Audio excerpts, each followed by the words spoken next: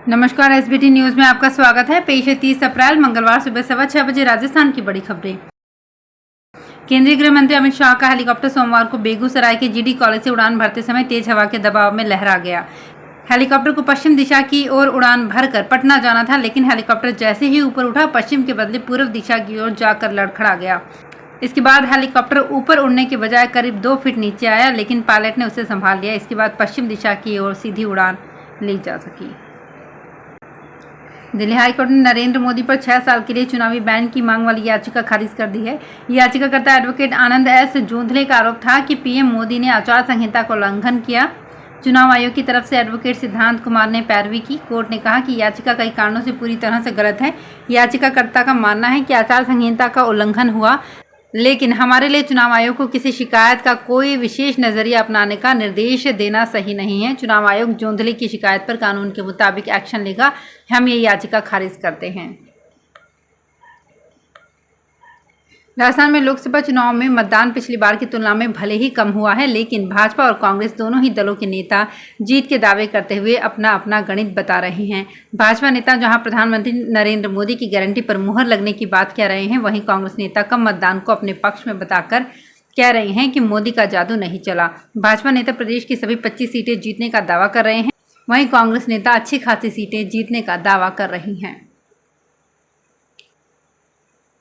दिल्ली शराब नीति केस में अरविंद केजरीवाल ने अपनी गिरफ्तारी के खिलाफ सुप्रीम कोर्ट में याचिका लगाई है।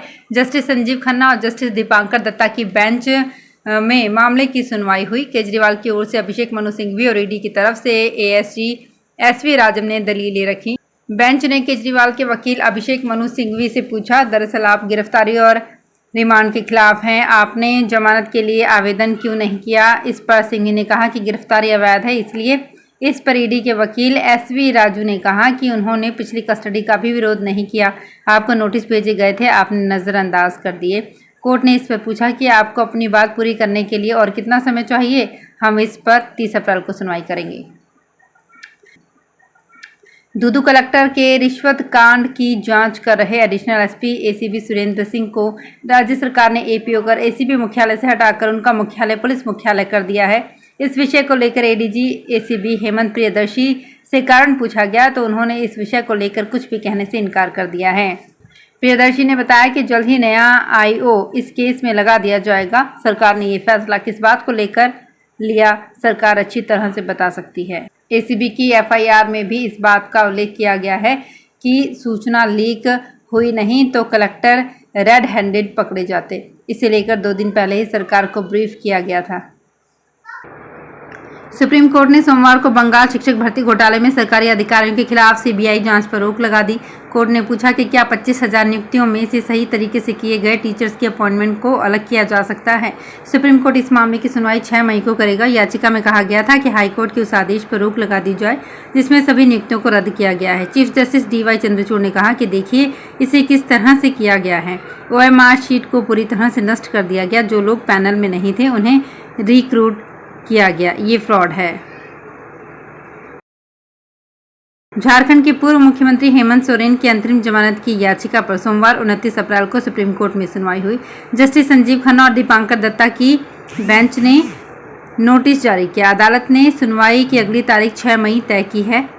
हेमंत सोरेन की ओर से वकील कपिल सिब्बल ने जस्टिस संजीव खन्ना और जस्टिस दीपांकर दत्ता की बेंच को बताया था कि झारखंड हाई कोर्ट ने उनकी याचिका पर 28 फरवरी 2024 को सुनवाई पूरी होने के बाद अपना फैसला सुरक्षित रख लिया था, लेकिन अब तक कोई निर्णय नहीं सुनाया है। हेमंत सोरेन को जमीन घोटाला मामले में मनी लॉन्ड्रिंग के आरोप को लेकर ईडी ने 31 जनवरी को गिरफ्तार किया था। 12 में इस साल नया मेडिकल कॉलेज खुलने से चिकित्सा सेवाओं का भी विस्तार हो जाएगा। मेडिकल कॉलेज खुलने के बाद न्यूरोलॉजी, कार्डियोलॉजी, नेफ्रोलॉजी, यूरोलॉजी समेत सुपर स्पेशलिटी सेवाएं मिलने से लोगों को काफ़ी राहत मिलेगी। गंभीर बीमारियों का इलाज जिला मुख्यालय पर ही मिलने से मरीजों को कोटा और अन्य बड़े शहरों में नहीं जाना पड़ेगा। राजकीय मेडिकल कॉलेज 12 को आगामी सत्र में ही शुरू होने की उम्मीद है। कॉलेज 12 के नोडल अधिकारी डॉक्टर सीपी मीणा ने बताया कि मेडिकल कॉलेज में मेडिकल कॉलेज अस्पताल का निर्माण कार्य चल रहा है।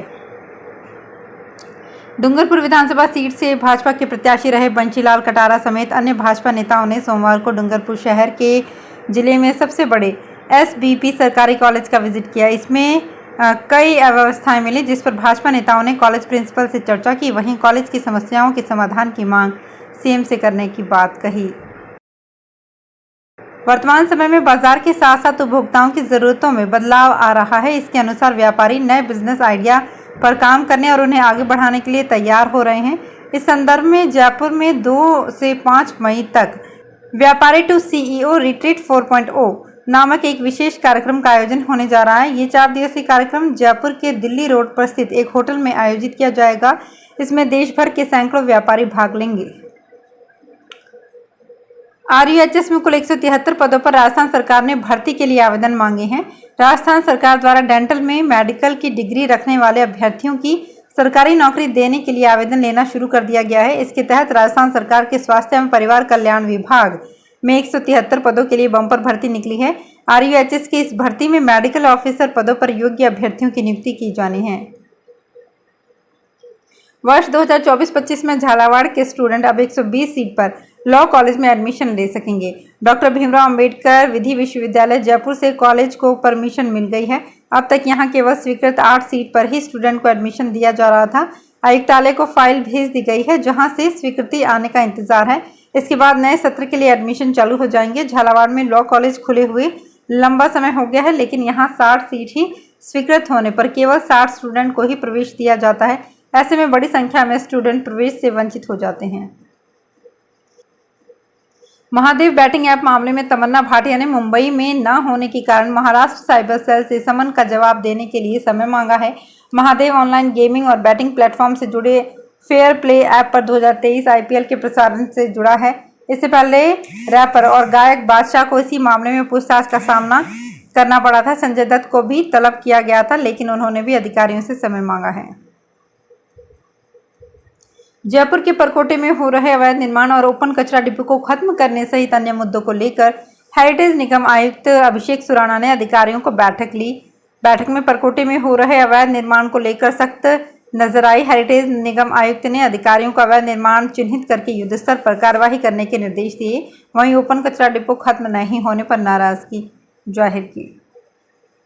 12 कृषि उपज मंडी में 5 दिनों से लहसुन के प्रवेश पर रोक के बाद सोमवार सुबह 5 बजे से प्रवेश को लेकर रविवार को दोपहर से ही ट्रैक्टर ट्रॉलियों की लंबी कतारें लग गई। इसके चलते मंडी के पिछले प्रवेश द्वार से मेलखेड़ी तिराहे पर कतारें लग गई। कृषि उपज मंडी स्थित लहसुन मंडी में 2 दिनों का अवकाश आ जाने के कारण सत्यम समेत 2 RCC शेड में पहले ही करीब 19,000 कट्टे लहसुन बिक्री के लिए पड़ा हुआ है। तो फिलहाल खास खबरों में इतना ही और ताज़ा खबरों की जानकारी के लिए देखते रहिए SPT न्यूज़। धन्यवाद।